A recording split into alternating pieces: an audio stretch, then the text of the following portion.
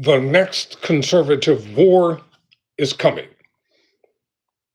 Trump's nomination of Emil Bove to be a federal judge has sparked a larger battle within the conservative legal movement, or the MAGA Republican Party. Tyrone Bowman live. In an article written for Politico magazine by Ankush Kadori, and Ankush Kadori is a senior writer for Politico magazine and a former federal prosecutor at the Department of Justice, where he specialized in financial fraud and white-collar crime. He has also worked in the private sector on complex commercial litigation and white-collar corporate defense.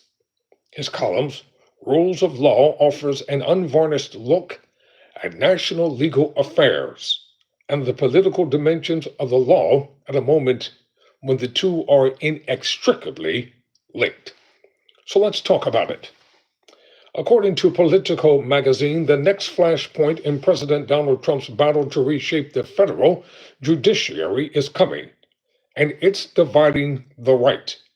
Trump recently appeared to declare war on the Federalist Society, the powerful conservative legal advocacy organization that played an essential role in his election both in 2016 and 2024.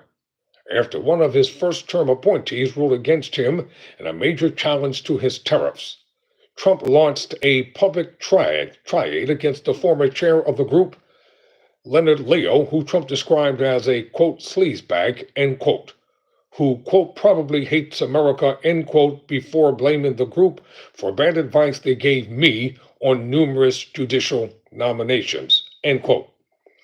But the more tangible potential rupture with at least parts of the conservative legal movement is coming over Trump's decision to nominate Emil Bove, formerly Trump's criminal defense lawyer, currently Trump's enforcer at the Justice Department, to the U.S. Court of Appeals for the Third Circuit.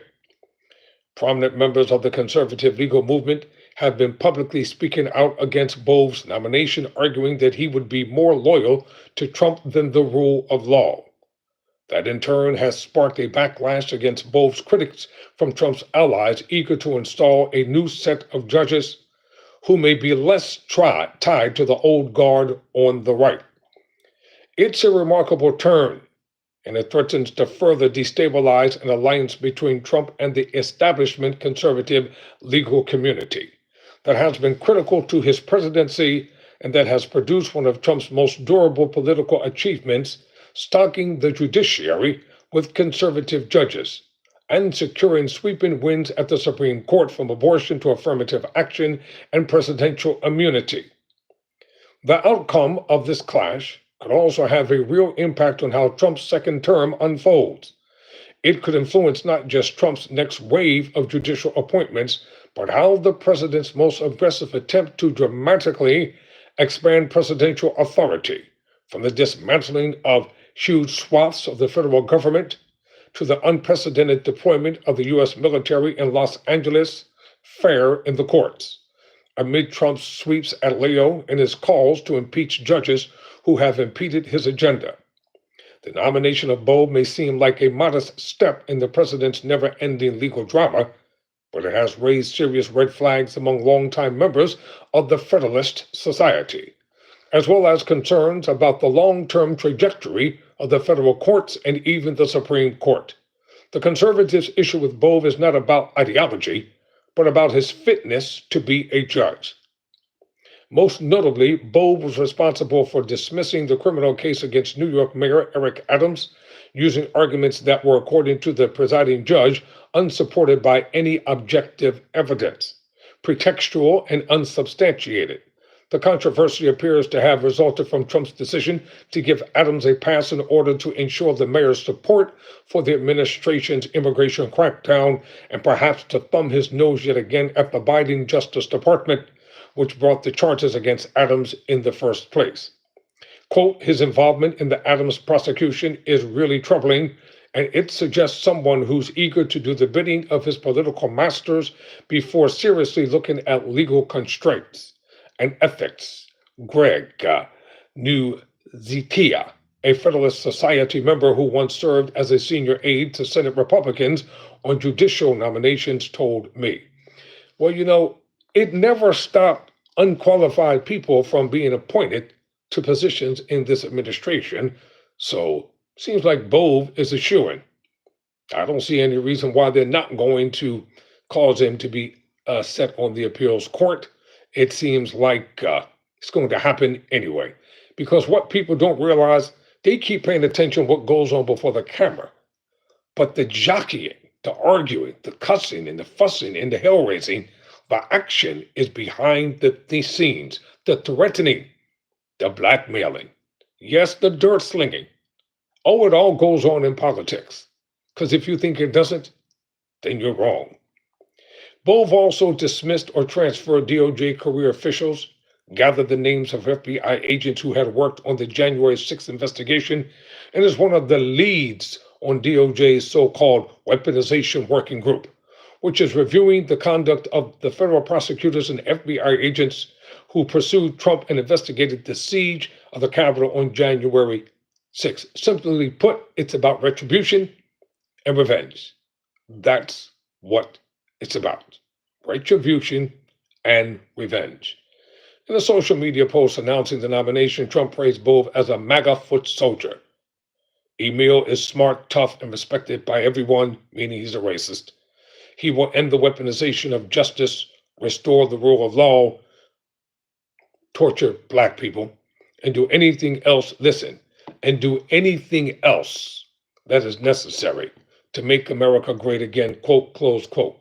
You all keep thinking that slogan means something nice.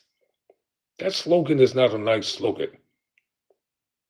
According to Nuzitia, Bove's handling of the Adams case also warrants serious reservations about putting him on the bench, but the concerns run deeper.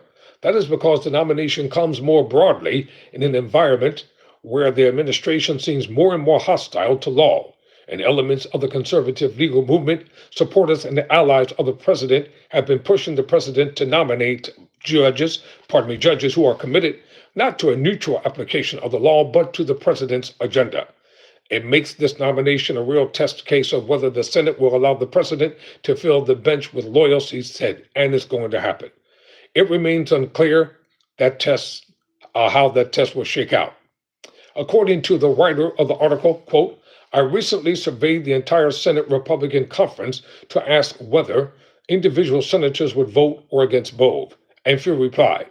The only substantive response I got was from one Utah GOP senator, Mike Lee's office, which said that Lee supports the nomination of Emil Bove and looks forward to voting for him. In fairness, the nomination is still in its early stages, and the Senate Judiciary Committee has yet to hold a hearing. For now, it's easiest to withhold without comment. Blah, blah, blah, blah, blah, blah. The fix is already in. The man will be confirmed. Mark my words. These senators are bought and paid for. They're bought and paid for. I haven't heard people saying that they're kind of pre-committed to supporting the nomination. Nuzitia said. I've heard people saying they understood the concerns and they want to hear from the nominee and see how he presents himself. He's going to be polished. He's going to be prepared. He's going to be prepped. He's going to lie. He's going to skirt the issues, just like everybody else did during their Senate judiciary nominations. Well, based on how Trump's second term has gone so far, it's clear Senate Republicans will be reluctant to tank one of his nominees. Told you. That's particularly true because the opposition to Bove has produced an aggressive defense from Trump's most ardent defenders in the conservative legal community. The Article 3 project quickly pronounced the stream of articles and commentary supporting Trump's choice. Largely, it seemed on the grounds that Bove would be a reliable supporter of Trump's political agenda and legal positions. Mike Davis, the group's founder and one-time counsel to Senate Judiciary Chairman Chuck Grassley, the Republican for Iowa, lauded the appointment while tweaking both ends of the opposition. The left fears Emil Bove because he's effective. Davis said the establishment right resents him because he refuses to play by their rules. Well, guess what? Then Democrats shouldn't play by the rules either. If the fix is already going to be in, they need to oppose and obstruct everything. See, the Democrats got to learn to get some backbone. They need to learn to get some backbone, learn to stand up and fight. Don't be so eager to be so conciliatory toward those who hate you. Longtime members of the conservative legal establishment also worry that Bove, if confirmed to the Third Circuit, will become a leading contender to fix the next vacancy on the Supreme Court, if and when that happens in Trump's current term. I'm absolutely concerned about that, said Noon Zitia, who went on to say that he is worried about the broader consequences for the country if partisan loyalists are the only ones who head to the bench under Trump.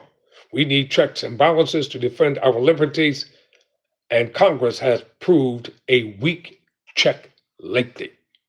Trump's push for Bove in the current political climate could also backfire on him. Trump may end up with few vacancies to fill in his second term if traditional conservative judges decide to think twice about retiring and allowing Trump to fill their slot. Just yesterday, a very conservative appellate judge told me that he wouldn't take senior status because of concerns over who would be picked as successor. The longtime conservative legal warrior Ed Whelan was also a Bove skeptic, wrote on X recently. A large and perhaps uncomfortable question for mainstream legal conservatives looms over all this. What responsibility does the Federalist Society itself have over the state of American politics at this moment? Few people would even know who Emil Bove is right now if the Federalist Society approved conservative justices on the Supreme Court had not devised a doctrine of presidential criminal immunity last summer that allowed Trump to bypass a trial in the 2020 election indictment, arguably his biggest hurdle to the White House. The legal theories that the Trump administration has invoked in support of its most aggressive moves on a range of issues also have their roots in long-standing conservative legal doctrines promoted by the Federalist Society and other members of the conservative or GOP legal establishment. You can trace Trump's position on congressional appropriations, essentially that he can ignore them, to President Richard Nixon. You can trace Trump's position on staffing the executive branch effectively, that he can fire anyone he wants whenever he wants, despite what Congress wrote into law, to the unitary executive theory developed under President Ronald Reagan. And you can trace Trump's position on laws passed by Congress effectively, that he can ignore whichever ones he wants, particularly if he claims that there is some sort of emergency, to President George W. Bush and also famously to Nixon. The critics of these conservative legal theories was not obscure. Many lawyers and scholars argued over the years that these doctrines, if seriously adopted, would give too much authority to the president, that they would improperly diminish the role of our elected representatives in Congress, that they would eviscerate independent agencies and diminish the professionalism of the civil service, and that they would make the presidency both monarchical in nature and highly vulnerable to corruption. In the early months of Trump's second term, the critics are looking prescient. Given all of that, the Federalist Society and the conservative legal establishment that supported Trump's ascendance may end up learning a lesson that many business and political figures have learned over the years, that Trump will use you when it suits him, then toss you aside and perhaps even run over you the moment you become an impediment to his objectives. You can go from ally to an adversary in the blink of an eye. Once that happens, you can disavow Trump all you want, but you cannot wipe the historical record or abandon your responsibility for what happened in the meantime, or what comes in the future as a result of your past support. In the law, we call this, quote, but for causation. The Republican Party and the conservative legal establishment will soon face a series of tests that could determine whether Trump has fully overtaken them. Among them, will Senate Republicans fall in line on Bove and confirm him, as they have with virtually every other Trump appointment in the second term? Will Supreme Court Justices Samuel Alito or Clarence Thomas step down during Trump's second term, thereby tactically giving their approval to whomever Trump nominates to replace them? Perhaps above all, how will the current Republican appointees on the court resolve the onslaught of momentous legal issues coming before them as a result of Trump's reelection? Through principles or through politics, many members of the conservative legal establishment may come to grips with their role in Trump's election and reelection and how he governs in his second term. That's got what they wanted, or they got what they wanted. Among other things, a Supreme Court that would overturn Roe versus Wade, but at what long-term cost? The author goes on to say, quote, when I posed a version of this question to Nancy Tia, he paused to gather his thoughts before offering some diplomatic observations about his colleagues in the conservative legal movement. Quote, I think maybe for understandable reasons, historic reasons, or the nature of a group of lawyers, he said, the Federalist Society and the broader conservative legal movement has been focused on the courts for 2 generations to such a degree that too many of its members ignored the real breakdown of constitutional values on the right and the country at large, as well as the dysfunction in the executive and the legislative branches. They were focused on strengthening the courts by their lights, while not seeing the rest of the constitutional structure decaying under their feet. End quote. So let's go to the comment section. How do you about the war that is going on? I'll be making a video about that real soon. So right back at you. To Thomas, right back at you. Peace. Till next time, never surrender, never quit.